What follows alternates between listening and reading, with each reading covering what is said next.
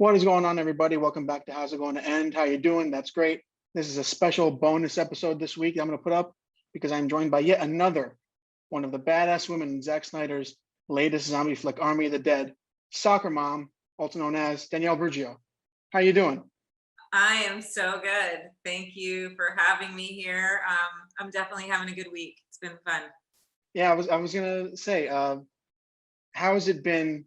Like my immediate thing is being a part of something like Army of the Dead right now in this moment seems like riding a giant wave. How does it feel since the drop in theaters and globally on Netflix? It's killing it. It's the #1 movie on Netflix in the world right now. So how does that feel to be part of something like that? It feels pretty amazing. I'm not gonna lie. I think anyone that's been in the entertainment industry for any amount of time knows that these moments are typically, for most of us, few and far between. So get to be a part of something like this, it's really fun. It's a Yeah, good that time.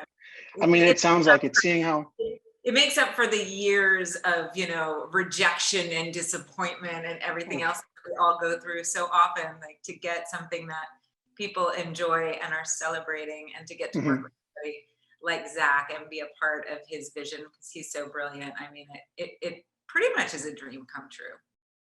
Yeah, that's actually a whole thing that I kind of feel like I have to get into is the idea that. So I actually just watched Girl Trip just before this. Oh, you, Your Yeah, I watched just because I wanted to see, like, because it's weird to say that I have seen your work before. I didn't know it was you. So I saw you like in the Matrix. You stunt doubling the Matrix and Daredevil and all that. And it's kind of in Blade. Like it's crazy to me to think that like I've seen you on screen for so long, and now it's like, oh, because you're actually you're featured in this opening sequence. So when it comes to that, when it comes to like Snyder, how did he? You auditioned for Army of the Dead? actually, no. I was at the vet with my dog and my phone rang and it said Deb Snyder's calling. And now we've been in a social circle together for a while, Yeah. through a friend of mine that I actually met on the Matrix. And so I got to know Deb over the years, and we came a little closer and closer. Um, but she never like just picks up the phone and calls me. We'll exchange an email from time to time. At this point now we chat on the phone, but at that time when I saw Deb Snyder's calling, I was like, I gotta pick this up. I threw my vet out the room. I was like, I gotta take this call. I got like nervous or something. Yeah. And she said, I have Zach on the phone for you. And I was like, what? What is happening right now? Yeah, that No, sounds like, yeah, that sounds like a story of something happening like too well in an instant, you know? exactly. I mean, it was one of those weird things that just dropped in my lap. And so Zach got on the phone, and poor doctor, I had the doctor waiting outside the room for like 20 minutes. Zach's going on and he's telling me about his Yeah. vision, his opening thing. And at the time, Deb had said to me, look, this is, I mean, it's probably just going to be like a day or two. It's kind of a small thing. And I was like, dude, I will come run craft service on your set and be like grateful. Any part to come work with those guys because they're just so amazing. I'd been wanting to work with them for a really long time. And then it turned when they finally called me for the dates, it was like over the span of like 3 weeks at first. And I was like, 3 weeks? Why are they okay, great. And then it ended up being actually close to 5 weeks just because of the schedule. And Hmm. I mean, I'm on screen for a total of about 2.5 minutes, I think. Yeah. But there's the different vignettes that we shot. Yeah. Yeah. Some weeks I would work one day, and then the next week maybe I'd work 2 days, and then we had a whole week where I got to do the training with the whole main cast. So we got to shoot guns and get the military training, and then there's a photo shoot or a fitting or whatever. So it just kept snowballing into this bigger and bigger and bigger experience. And now to see it on the screen, and again, even though Soccer Mom has, just a couple of minutes of screen time, just like the interaction with all the fans and all that, it just has snowballed into this thing that's like beyond my wildest dreams. It's been so much fun. No, that's something that is I'm finding, like, I mean, I spoke with Samantha yesterday, and talking about like that. It seems to be, it happens in the industry, I imagine, but it seems to be a very Zack Snyder thing to handpick specific people for specific things. And even if it's like, I mean, with like smaller, even small time names like Ray Fisher, Jason Momoa, Gal Gadot, picking for these iconic roles, and picking like you for such. You're right. I think you're only on screen for almost like a total of maybe 2.5 minutes in a 6-minute opening sequence that follows already a pretty like intense introduction, and yet still it's one of the most like emotional moments. And it's so strange to say it's an emotional moment because it's so early on. Usually you don't get that many heavy hitters within the first 15 minutes of a Yeah, movie you like don't that. have that much time to get invested in the Hmm. story or the characters, but that's the brilliance of Zach. Yeah. I, yeah, it's brilliant the way that he constructed the entire thing. Hmm. Um, yeah, He fits almost like he fits almost a whole other zombie movie in that entrance. Because I think yeah, in any other world, that would be its own movie. You know, a group of mercenaries hired by the government to go in and rescue a bunch of people, and then that climax would be you not being able to make it out. Oh, spoilers! But some people. I mean, if you haven't seen this fucking movie yet, come on. So yeah, you deserve to be spoiled. right. Thank you. So that would be the climax of a different movie. Like, how many people do you expect to get out? So Right? Yeah. I mean, exactly. That was my. I read a quote from Snyder that said, people watching the opening scene to get the feel of the movie will see how you think that the little girl's going to make it out, but the little girl sticks with the person that saved her because it's almost like that automatic bond attachment thing. And then that's when when the final thing drops, you're like, oh, so I know what kind of movie I'm prepared for. You know what I right mean? now, I know what I'm in for. Yeah. Yeah. And I've already said this a bunch of times, actually. Something about I don't think I personally, this is also a lot of people like give me shit online for just little specific things. So I've never met a character that contained so much emotional weight within the time she was given, which is such a small amount of time. So much emotional weight, so much like intense character traits about that person in such little time. Then Soccer Mom. So when your first time seeing this movie, was your first time in a theater seeing it? No, well, first I got to see just the opening sequence. So I got to Hmm. see the opening sequence before I saw the movie. Um, and because they released that early. So that Yeah, was kind yeah. of nice. But I got to just absorb that bit of it. And Hmm. then because, I was in the comfort of my own home, I got to watch it over and over and Yeah. over. That sounds like a life after death experience, kind of, to just rewatch this one moment over and over. It's so weird. So the first time I watched it's a bit jarring. I find whenever I work on something, when I see myself on screen, it's always like, it's a bit Yeah. jarring to see yourself. And you have all these memories and ideas about what it's going to look like. And so I feel like you can't really see it with just like a clean set of eyes. Hmm. So I watched it the first time. And then the second time I screen mirrored it up onto my TV. I like closed the curtains. I like took a minute. I sat Hmm. down. I was like, okay, now watch it again. And when I watched it the second time, just the opening sequence, I just started bawling. I Yeah. think like I was on the audience journey of this character that Zach created, Yeah. and that triggered an emotional response, which then like snowballed into my own emotional response of like everything kind of just coming full circle and like getting to be a part of this and just like what that meant to me. It was like hugely emotional. I was just me and my dog. If anybody would have seen me, they were like, why is she crying so hard over this? I literally sat on my couch and sobbed for like 5 minutes. Well, It was a good it's so cry. interesting. It's so interesting because it's a heavy opening sequence, which is a very Zack Snyder thing to do. I mean, Watchmen and all these great opening sequences contain so much emotional depth in them, and yet at the same time, it's got such a great. I mean, you also have Richard Cheese and Alison Krauss, Viva Las Vegas, Over Everything, which it's so good in the humor and it's so good in the emotional aspects too. So it's a very great balance. That shot of you when you're trying to save the people in the car and you see their bit and you just take them out in theaters, every single person in the theater burst out laughing because it's such a great moment, because we've all seen that moment in a zombie show or movie, and that usually we all know the rules. If you're bitten, you got to go down. So the fact that there was no debate over it and you just did it, and there's that the blood squibs going across the windshield, that was just one of the funniest parts to me. Oh, good. Yeah, I loved it. You know what I loved about that scene? You don't actually get to see it, but I felt like such a badass. You can't see it on screen, but the way they had the door rigged, they really had the door on the car. So Mari's cutting it at the beginning of the scene, and then he turns to, take care of his zombies. And I had to like pick that heavy metal door and like rip it off the car. Mhm. And I got to do that. And it was cool. I felt like such a badass. Yeah. You can kind of see the movement, but you can't see like I actually really did that. So that was cool. Yeah, I loved every scene.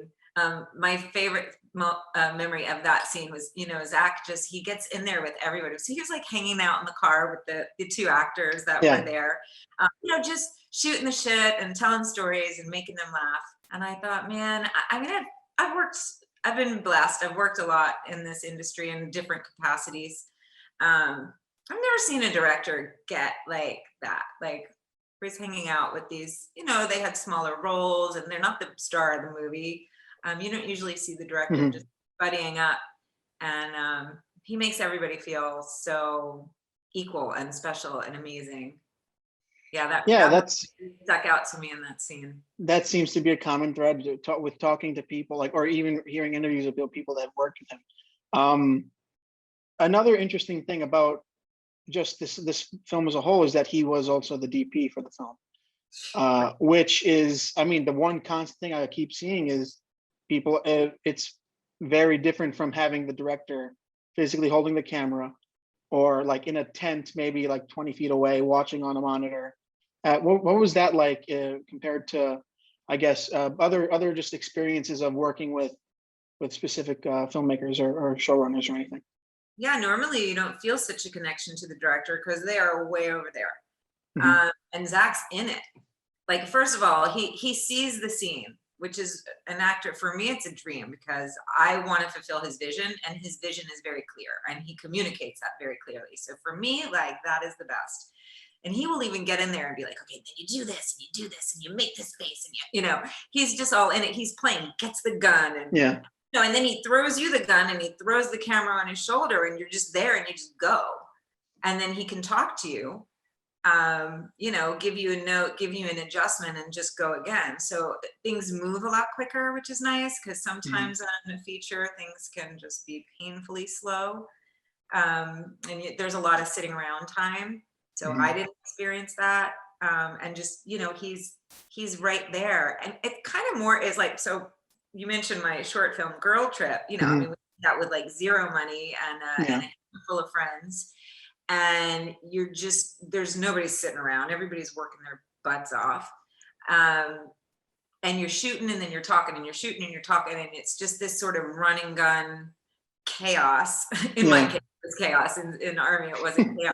But it has like that feeling on a professional scale, which I've never experienced. I've experienced them both individually, but never together. And that there's some real magic in that. There's something interesting, which is as like I studied film in college, and our final project, which was at the start of the pandemic last year, was to do like a 2-minute short.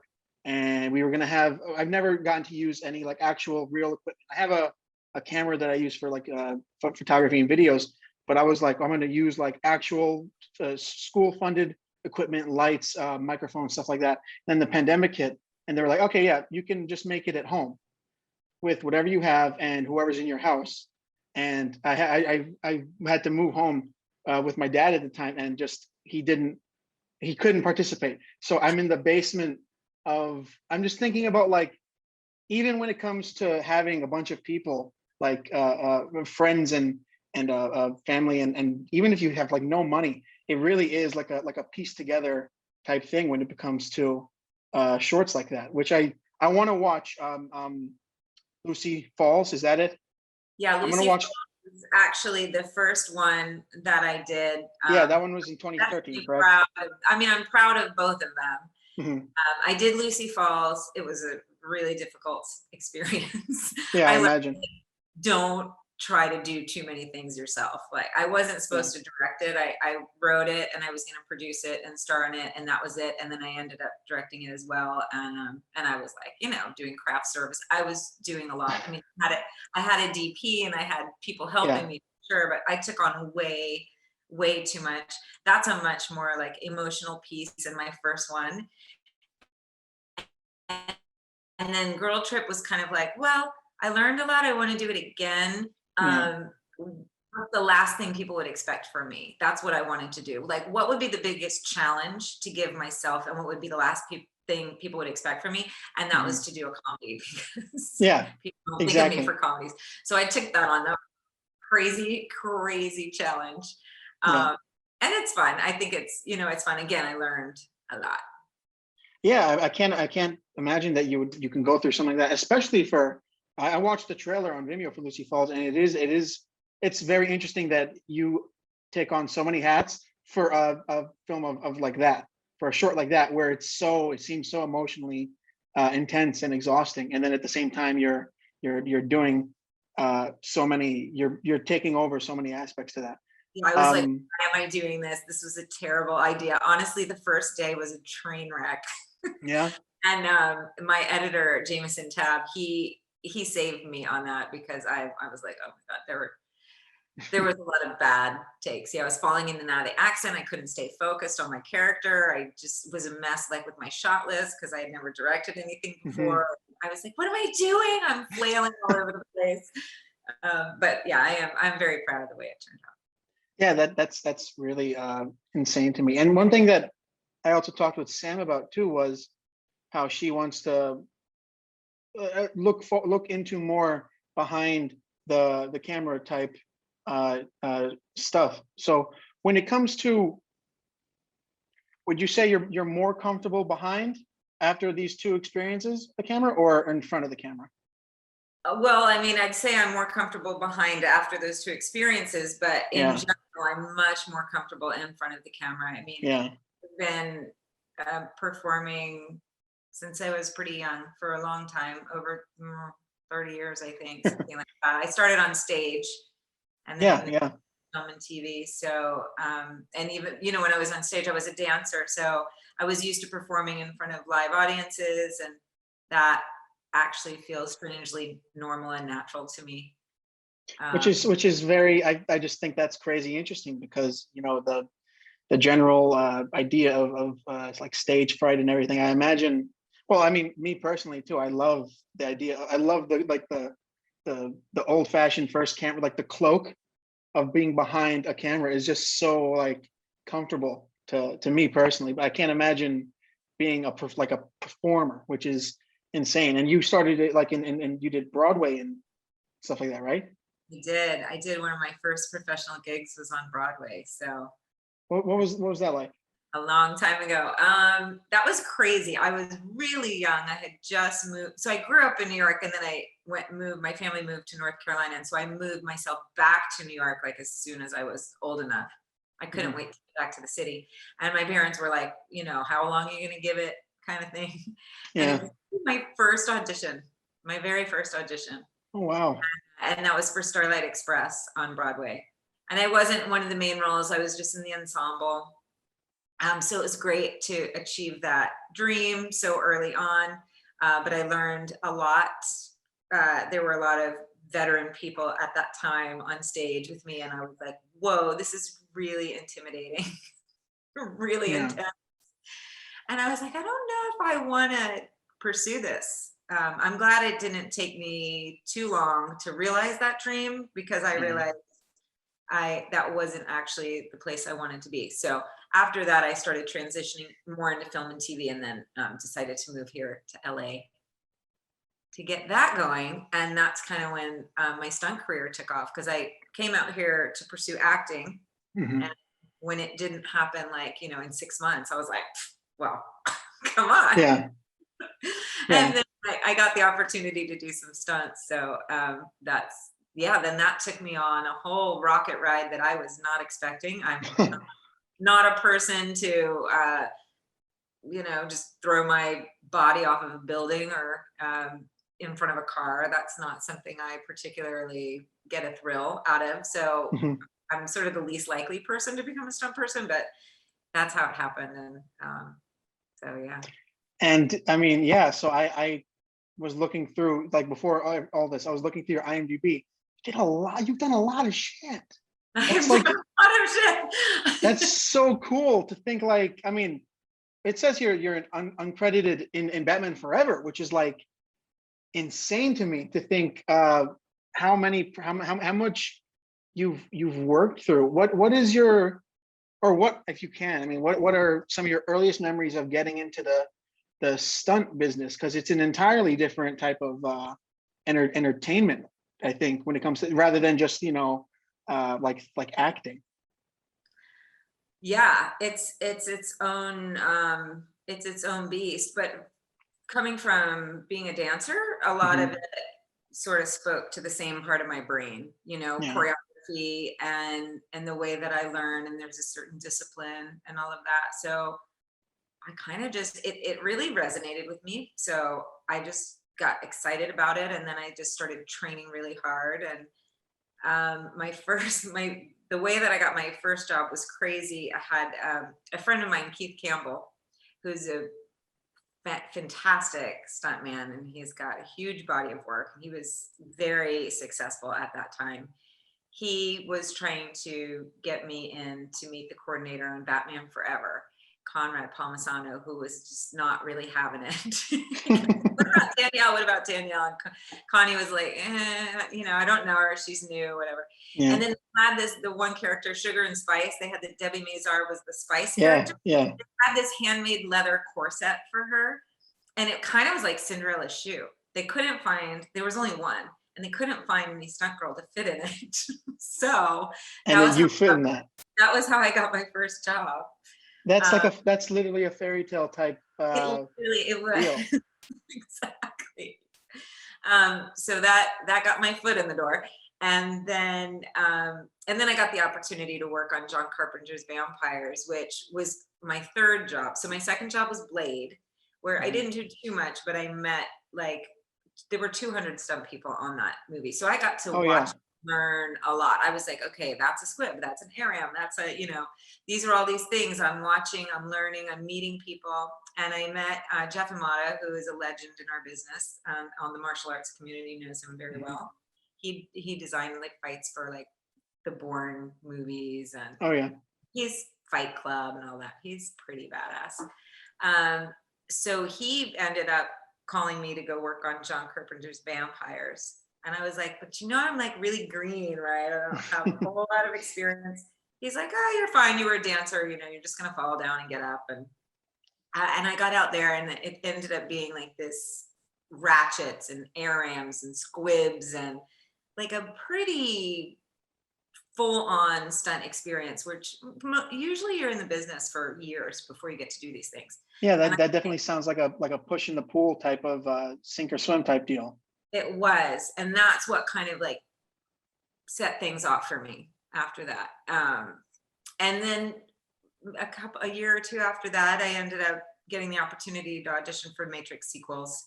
And I got that job as being one of Trinity's stunt doubles. Yeah. Disclaimer, did not do the cool like car motorcycle stuff. That's Debbie Evans, and she's the Yeah. badass person on wheels. But I got to double her for some of the other stuff, and that really was a huge jump in my career after that. Yeah, that's so fucking cool. When it comes to like the type of what is because I had never had the chance to talk to, like, to actually have a direct line to people like this. So the craziest or the stunt that had you double checking? You know what I mean? The stunt that where you're like, okay, so you want me to do that? Let me just think about it for a second. Yeah, Or well, can that even happen? yeah, that kind of happens all the time. Yeah, really. Sometimes it's the smallest stunts that you need to really double check Mhm. because Yeah, complacency, I think, is the number one yeah. ingredient for disaster. So you always want to double check everything. But I had to, one of my favorite ones was I was doubling Jill Hennessy on a show called Crossing Jordan way back in the day. And I got a last minute call, like, can you come down today and do this stunt? And I was like, okay. So I get down there and they wanted me to jump from one building to another building, Mhm. like free jump. They put a safety line on me in case I missed because they Yeah. can't have me to my death, but it didn't assist me at all. I had to make the jump. And the craziest thing was that in the storyline, the character misses the second building. So not only did I just have to make it to the other building, I actually had to catch my foot on the side of the building and like then And grab on with my body. purposely like make that Purposely, mistake. but hang on. Yeah. And that was really terrifying. That sounds like, yeah, that sounds like trying to unlearn how to walk or something. Like, Exactly. And it's kind of like you're under pressure and the crew's all around and they've just called you in because I believe they were trying to do it with somebody else and they weren't getting the shot. That's why they called like last minute, if memory serves. And so like the pressure is so high and you can't, I was pretty early in my career. I couldn't say like, I don't yeah, do, you can't say, I don't want to do this. Your yeah. career's over, done, dead. That's also a common theme. There's this series on YouTube where these guys interview stuntmen and women, and the number one thing is like they talk about how when they were first starting out, there's that idea of if something seems too dangerous, but you don't want to, you're not in the position to go, to go, no, I'm not going to do that because you need the work, but you also have that double side of if I hurt myself, I can't work, you Right. know. Right. So that's There's that. yeah, And then it's the fact that you're doing it over and over and over. yeah. In this particular case, the first time I did it, I made the jump, hip hip hooray.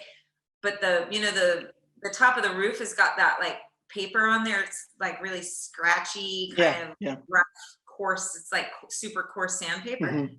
Well, I ripped up both the Yeah. palms. Oh my I God.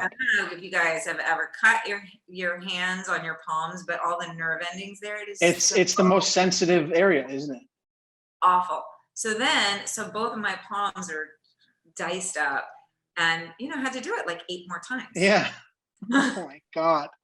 That's That's the insane. thing with stunts. Like people go, "Oh yeah, I'll throw myself down the stairs." Okay, well, will you do it if the stairs, first of all, are not carpeted, and Mhm. you're wearing something that you can't wear pads, and you Yeah. have to do it 7, 8, 15 times? I mean, Which is hopefully also you to do another that 15 times.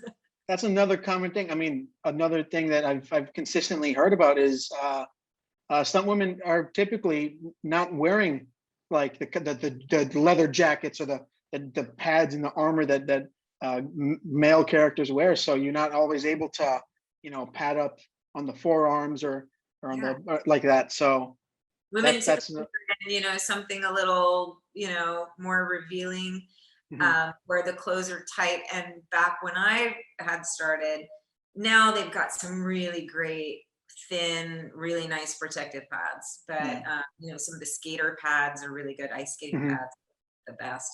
But back then, like the pads are really thick and chunky, and yeah, And and you unless you were a guy in a full tuxedo, it didn't you were prepared to scrape up. the baggy pants and the long sleeve shirts, and then the Yeah. girls like, I mean, I did a stunt one time. I had to do a stunt. I had to get hit by a truck in lingerie. I Of mean, course. literally, they were Of course. like, That sounds, yeah. It was crazy. And there was a bit where they put me on a harness, and they were like, how are we going to fit the harness under Yeah, this? exactly. It's Hide gonna. a harness under lingerie, but they figured it out. Yeah. Actually, that was one of my most fun stunts that looked spectacular and gruesome, and actually was kind of cushy because they did have me on a wire, and then they had the padded painted cement. It looks like Yeah. cement, but it's actually a painted pad. So Mhm. that one was good, and it looked really cool. Sometimes they look spectacular and they're easy. Other Yeah. times they look easy and they hurt like hell. I imagine the worst situation is when the stunt, something about a stunt has to be so visually and intense. Um, Otherwise, it won't evoke that feeling you want, which is the whole purpose of including an insane stunt and something like that. Which is why, watching Tom Cruise on the side of a plane, he's on the side of a plane. So I imagine the worst situation would be a stunt that isn't as sparkling as it could be, and it's insanely more difficult than it leads on. Yeah. So yeah, so uh to go, I'm gonna bring it back.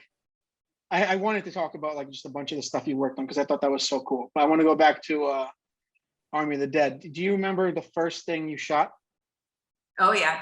It was What was that? yeah, getting my tattoos, drinking the whiskey. Yeah, I was gonna say that I was also gonna ask, and what was the most fun scene you shot? I was gonna hope it was that scene too.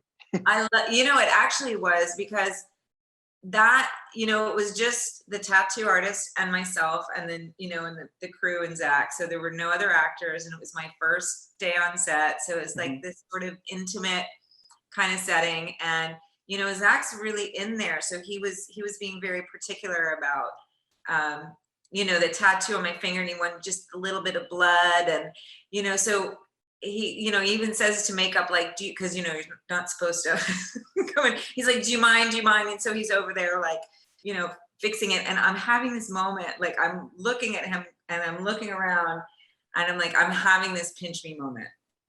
Yeah, that sounds insane. Like really still, and it was like really dark in there and kind of smoky. And yeah, I was sitting there going, this is really cool. Like, I'm And really happy it's right now. and it's only what, like, I think being saying 10 seconds of screen time is generous. That little Oh bit of it. no, I think it's like 1 second.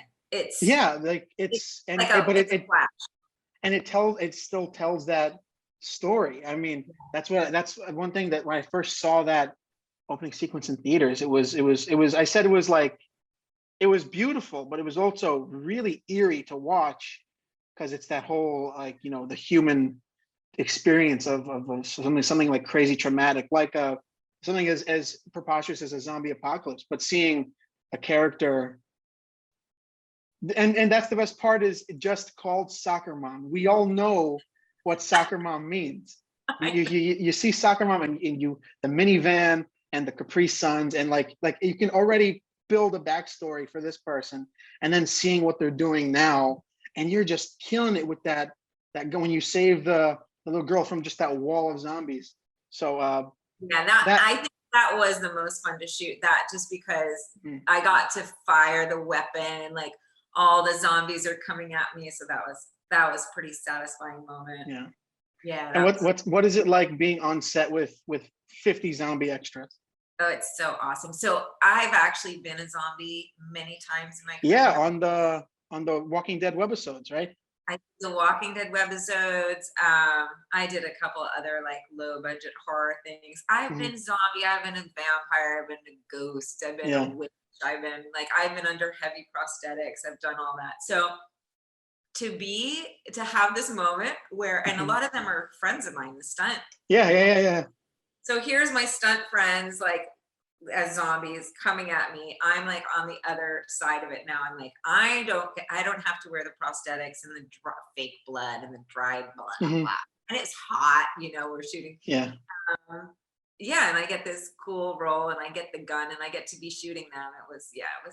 It was sweet. And it looks like there's something so funny about you can tell, I think, in movies or in TV, when someone doesn't really seem comfortable with like the machinery of like a gun or whatever.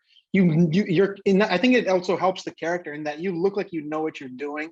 You have like locked arms and you're intense and you're staring and you're bracing yourself because you can tell the gun is like kicking back, and it Yeah. really helps sell that performance. Now those were Air, air like guns, right? yeah, they're so fun to shoot Mhm. because you know, I've worked with a lot of weapons on set, and I've worked with a lot of blanks, Mhm. and there's that extra layer of concern because Yeah. blanks are dangerous and they shoot Blanks, yeah. People powder. assume it just shoots out, like dust or whatever, but it still expels at an It, alarming rate. it's dangerous. So there's always that added layer of concern, you know, because you want everything to be safe. So working with the air guns are great because you're like, Yeah. okay, I can just get in it and have fun and not have to worry about where I'm actually aiming. Because normally, if you're aiming a weapon, even with the Yeah. blank, you don't aim it straight No at. upward. Yeah, exactly. It's always, yeah. Yeah, and so that's just another part of your brain that's working, keeping you from fully in the story. So yeah, it's fun to just, those guns were great. And then getting to work with the rest of the cast and train with the weapons for a week before, Hmm. it was fantastic because it had been a while since I'd shot Yeah. one, and certainly a gun like that. Yeah. That's a whole other thing So yeah, to get really comfortable with this Netflix making of, when it comes to, I mean, that we're seeing a lot of um, a lot of behind the scenes. I think that you do see when you see behind the scenes footage, but a lot of stuff that they wouldn't be able to see. What was it like being or doing like the weapons training with the cast? Because you had like actual legitimate training for stuff like that. Yeah, yeah. They brought in a team of guys. I think that Zach and Deb have worked with them before Hmm. on some of their other films. Um, and so it's great to get comfortable with the weapon because when you're on set, there's so many moving parts. Hmm. And it can be a challenge to be focused on what you have to do when you're, handling weapons Yeah. and dealing with, hitting a mark and doing all these things. So getting comfortable with that, taking that out was really great. But also it was really like bonding experience because I didn't get to work with a lot of cast. I worked with Omari in a bunch of my scenes, and then I worked a Hmm. little with Dave and Anna. Um, and so having that week of training together was like, we got an opportunity to bond.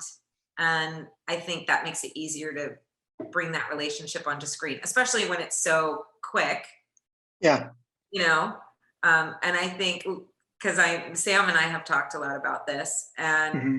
she feels the same way. I know for her, like getting that, it's like at the beginning before you're really shooting that much, it helps develop those relationships, Yeah. and that That like combat bond between everybody.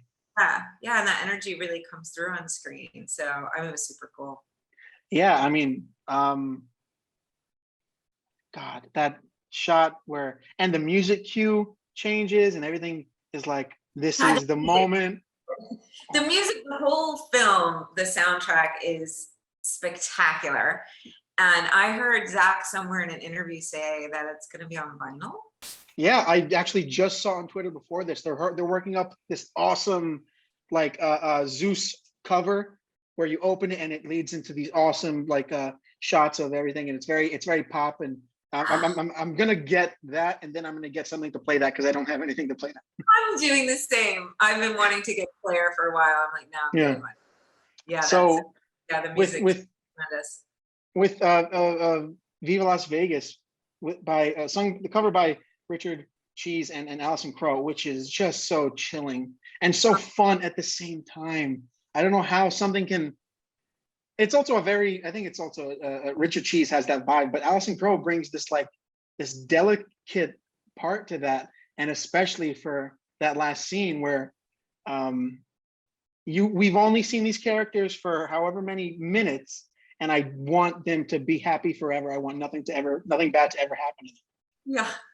What's it like when you're in between those containers and you have the zombie extras all around you and going crazy, and the little girl runs back in your arms? You have to stay in a type of zone. What was that like? It was actually pretty intense. So it was really hot. Mhm. We were shooting in August, that scene. Yeah. And lucky for me, that was actually the last scene that I shot. Because, we don't always shoot in order. So Yeah, exactly. it's actually rare that you would shoot your final scene as your final shot. But it worked out that way, which was so epic for me. It was the perfect way to end. That seems like such an emotional like climax.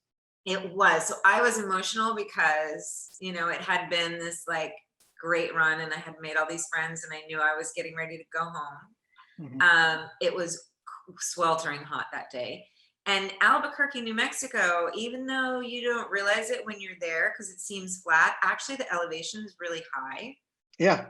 So I had a bit of issue with the altitude that day because you got the gear and you got the Yep. gun and you're doing the thing. And even though it wasn't super physical, they're kind of pulling on me.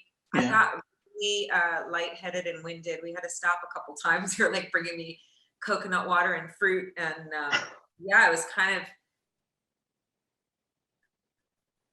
I was kind of the scene. I think it helped the emotionality of it. Yeah. I literally talked with Sam said during her like insane death, she had the fake blood get in her eye, and she was it's like the fake blood when it dries, it's sticky and the hair is matted, and you are like it's what's also so cool is your characters are all wearing like actual something that it seems like they find they would be useful. So it's not just like walking in with like a crop top and a gun. You actually have pads and you have and little pieces of stuff attached that you would use, and then to have that um, type of experience, I imagine it definitely helps the performance. Yeah, yeah, it does. So it was emotional for me on a lot of levels, but cool. It was a cool way to go. I definitely feel like I got to go out with a bang. I mean that definitely jump started the move, and that's what's so great is that I mean Dave gives such an emotional like send off, and Right? he's trying so hard. He doesn't want you to go, and everyone they're holding him back, and it's like he could maybe he could have, maybe he couldn't have, whatever, however it turned out, it really informs the relationship of the four of you. Yes, yes.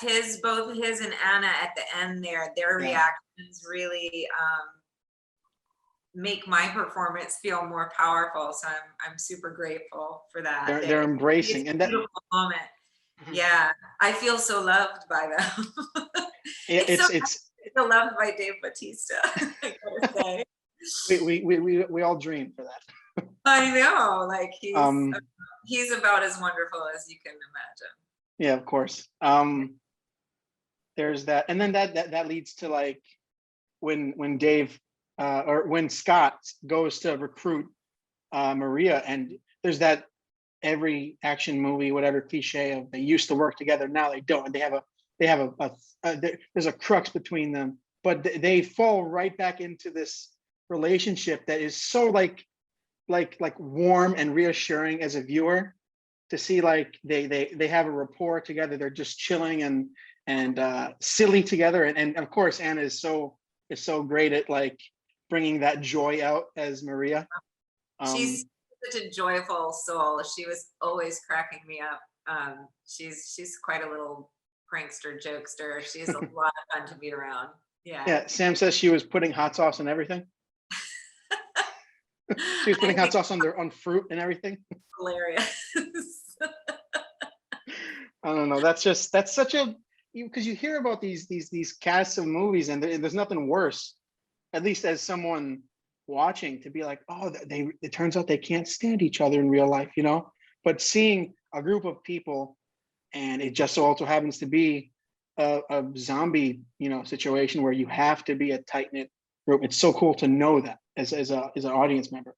Yeah, like I said, I was only with the full cast for a short amount of time, but I got to know a lot of them, and I got Yeah, to hang with them on some of our days off and things like that. So, and most of us have stayed in touch, and I mean, the rapport is that you see on screen. It's like, well, so there's conflict on screen, but the rapport off screen was all yeah, amazing. everyone got along really well. There were no like, divas or anything. It was pretty sweet. Yeah. That sounds like a dream situation. I can't imagine. Uh, that's like being married to someone you don't like, not even don't love, but don't like as a human being. But now you're legally bound to them. Something about being in a cast where it's like there's contentious issues. Happens all the time. Like, and some, like, I hear about it with some actors where their on-screen performance is just sizzling with chemistry, Yeah, and then you hear afterwards that it was miserable, and then that's miserable for the crew.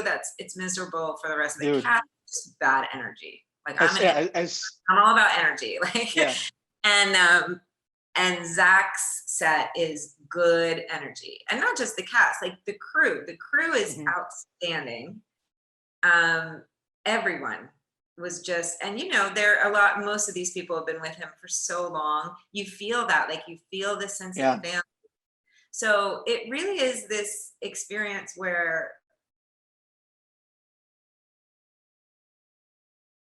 I think a lot of people grow up dreaming of being in the movies in one way or the other. I think it's a pretty common dream for kids, or maybe even for adults. What would it mhm. be like to be in the movies?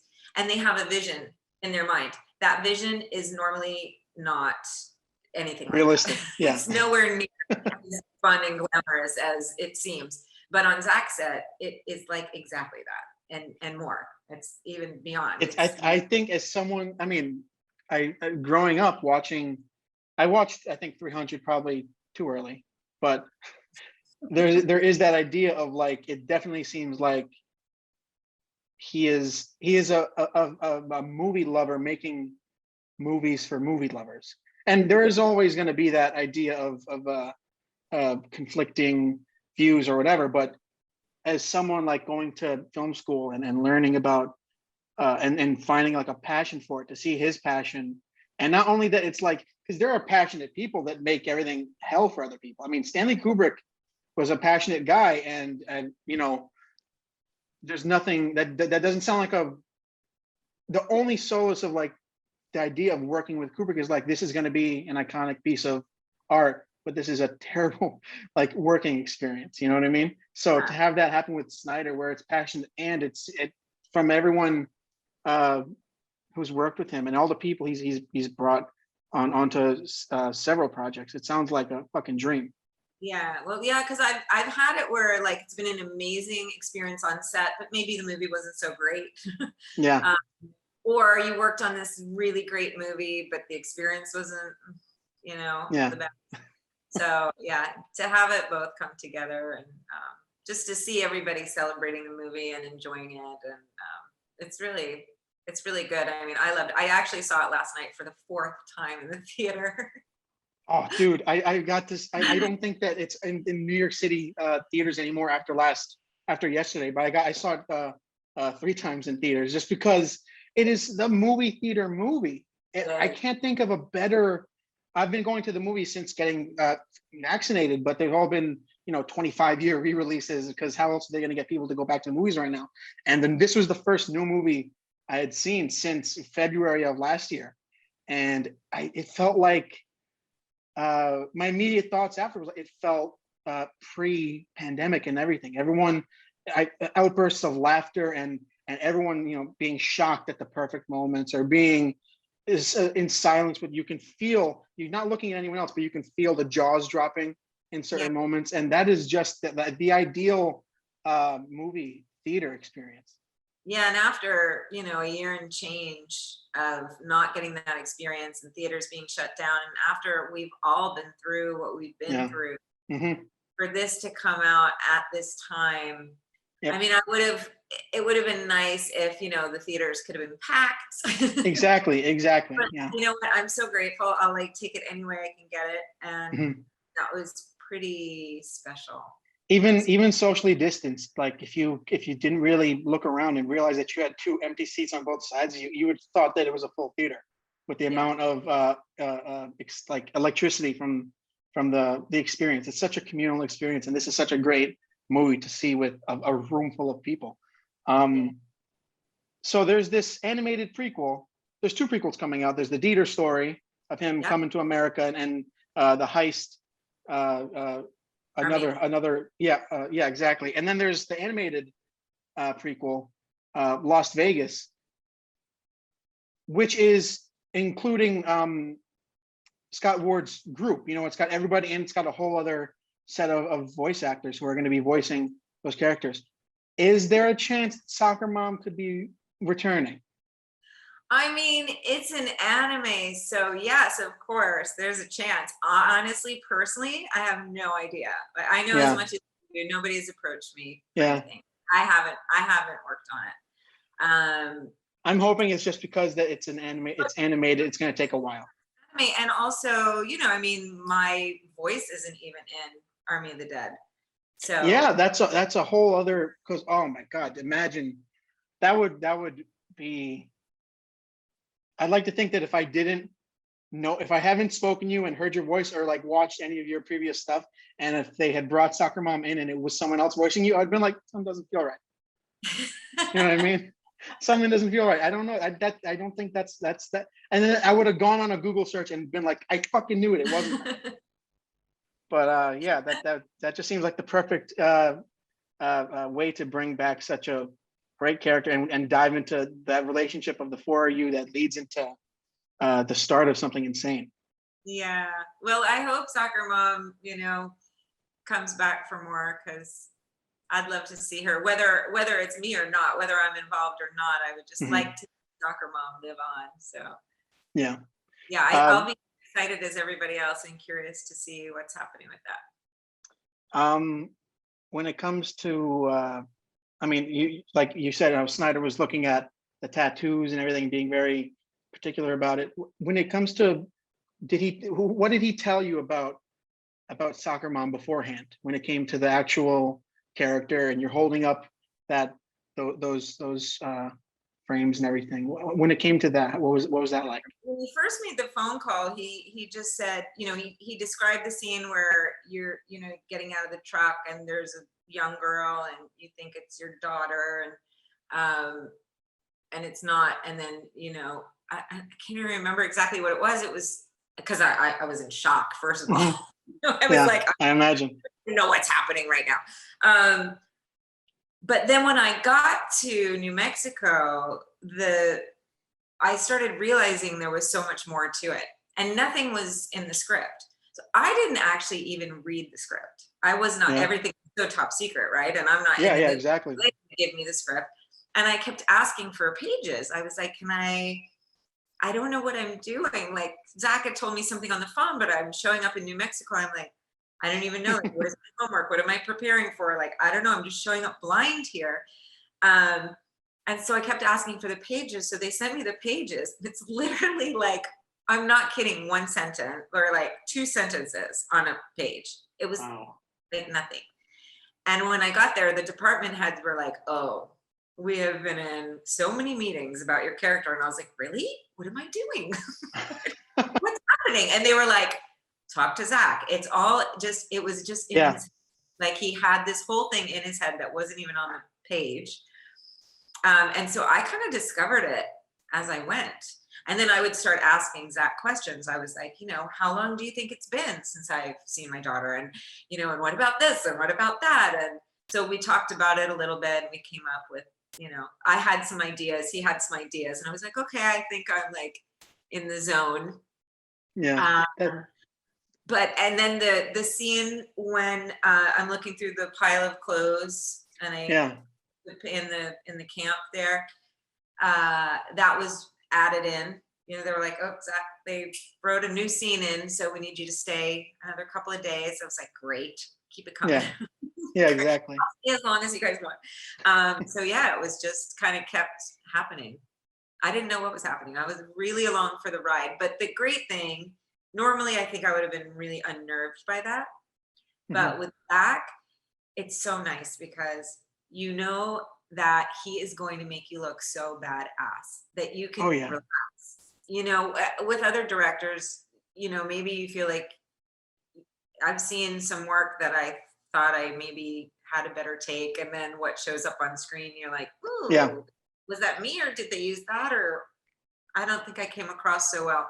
But with Zach, I mean, you can rest assured Yeah, with your 100%. you're gonna look really great. So I felt so safe in his hands. I was just thrilled to go along for the ride. It was not like anything I had ever experienced before. Yes, it felt very spontaneous to me and like a big That's surprise. It was like a big secret that just kept. that's what's so cool is like watching that.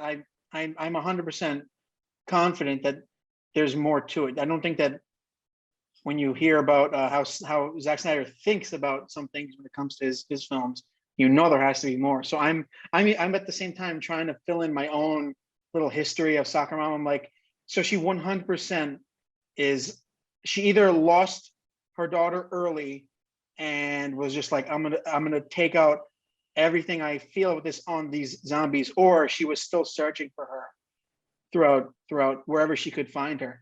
And that's such a great like classic uh information filler for a character like that, which I thought was really interesting.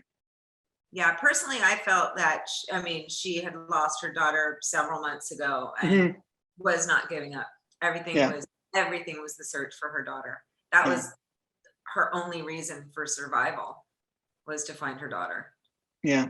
And I love seeing I love how in such short time you see the transformation, just even like Hmm. the hair and the wardrobe and the way. Yeah, exactly. It cuts from you Her save the, curls and her like, yeah, khaki pants. yeah, it looks like you came from a PTA meeting Yeah, exactly. right into that, and then it Full leads force into, into this other thing. and then you have the hair pinned back and you have this the tank top, and it cuts straight to the tattoos. And there's something so cool to me about a contained apocalypse, because there is a version of the world where like you can continue on with other stuff. So there's something so cool to me about someone who's like, yeah, my life now is this, and I'm gonna show that on the outside. So getting tattoos, preparing to like go and fight more zombies, like it's Yeah. just part of your day. It's so funny and cool to me. And in that scene, in the tattoo scene, even though I'm now like more in the black and the Mhm. hair back, my hair is actually held back by my daughter's clips, and I have Of course they are.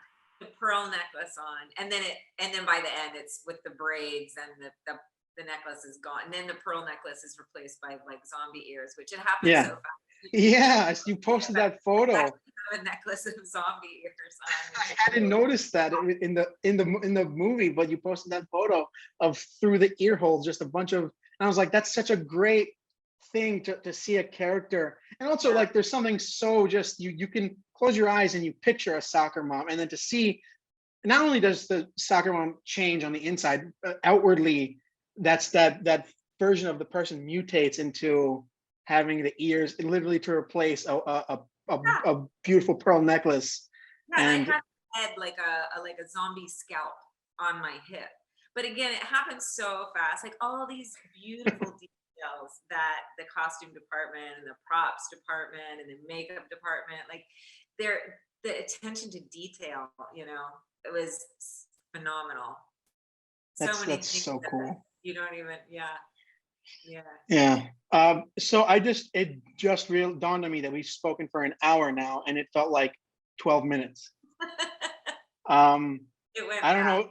I don't know if you want to stick around a little bit longer, but or if you have.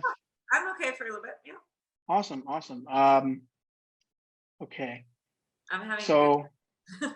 yeah, this is so cool. This is like a fucking dream. So um when it come think I'm thinking about how, so yeah, you said that the script had like, two lines, but a lot of it is informed by what Snyder is created. Typically, what are you usually given, like say in other in previous jobs, in previous acting, and not stunt jobs, um, for character information? What's like the standard typically when I it think comes to someone like that? you get the full script. Yeah, Yeah, and then it's your job to fill in the blanks and create yeah, the whole story. And if and then you would confer with the director about his vision. and or maybe with the other actors. But yeah, you can gather a lot of information from a full script. And yeah, I didn't know that. didn't, And that's didn't know just, what the movie was about. I was like, I'm dying to read the script. Like I'm seeing all my friends, like Sam and Nora and Anna, and mhm. Raul, all of them, and I'm getting little bits. And maybe like my scene is after somebody's scene, so I get like I'll catch like a little bit of their Yeah, scenes, trying to put it together. And I was in the area when they were blowing up the truck for the opening sequence. yeah, And even though I wasn't supposed to, like Sam and I snuck up there. We were like from a distance. We were way back, but yeah, we're like, gotta see it. We gotta see it. So like I would know these things were going on.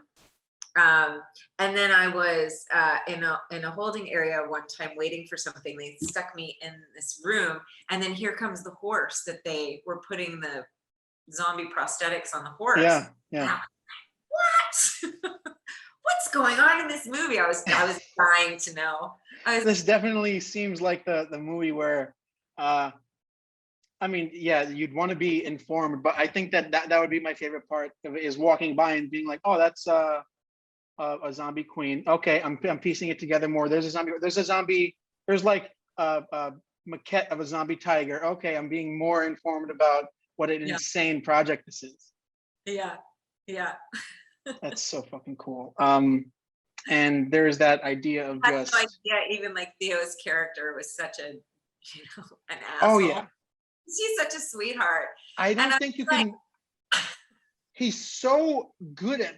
I mean, he started this podcast. I think rewatching Sons of Anarchy, and he's also such a great character in that. He's such a sweet guy on that. And then he's so good at turning on that total piece of shit asshole. yeah, well, he's just a true fantastic Yeah. actor. Oh yeah, unbelievable. I But mean, he's, he. I mean, he does it so convincingly. I want people to know what an absolute sweetheart he is. Oh yeah, yeah. And that's just another whole layer to it. I think that it's such a great idea that there are these characters that are made with so much packed into them. And I think that there's already like so much information when it comes to the quarantine zone in the movie and how long it's existed, and the political struggles surrounding it. And you just know that there's like so many other, what a great name too, Bert Cummings. What a fucking asshole. There are so many of that guy in that camp being a total asshole. And then we got to see this one take it in the most awesome way.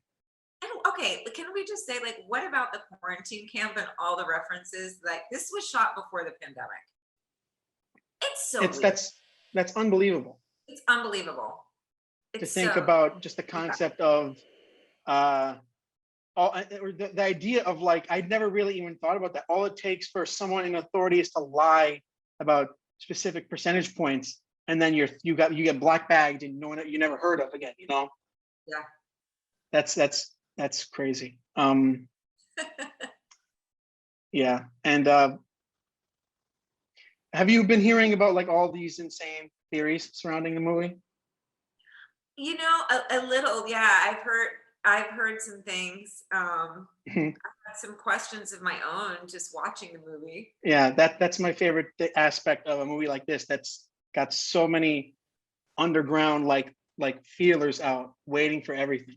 It makes you think, and that's what Zach is so good at, layering so many things in there. And Mhm. that's what, after seeing it 4 times, I'm still discovering things.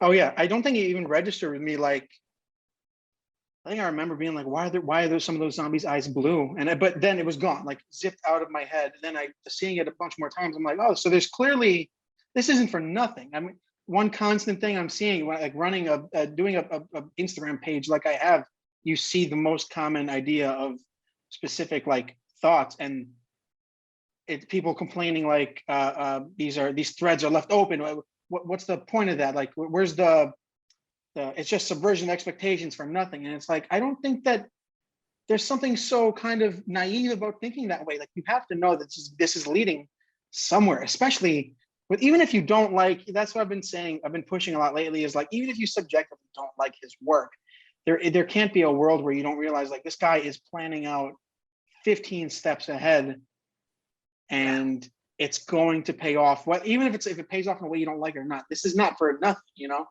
Right, right. I mean, even if you don't like his work, I mean, you've got to respect it, I think. But you know, you've always got any artist. You're not gonna please everyone. That's impossible. And I also think the more successful you are, the more people are kind of set up to not want to like it. Exactly.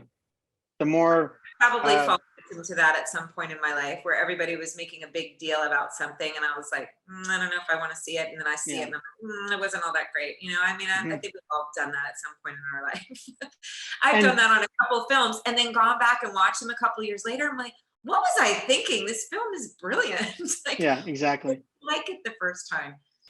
You know, it's art at the end of the day. That's what's so cool about you, like, talking to me about all this stuff. Is it's just there's that just thing of you're making movies, and it's got to be the coolest shit in the world for a giant group of people to collectively, you know, put something in the imagination on screen. I think that's just so cool to me. I think that's kind of all that's all the notes I have. Well, that's great. It's been really fun. I'm thrilled that you reached out, and I'm so happy that people love the movie, and I'm so grateful to everyone that's reached out in support of Soccer Mom. I mean, that's been so very meaningful to me. And so thank you for giving me Thank you so much. Thank you so much for doing this. It really just, it means a lot, like as a fan, you know, just the direct contact. I don't think that this is also, it's a very new thing. And I think Zoom definitely broke down a ton of barriers between the performer and the audience. So this was really awesome. Thank you so much.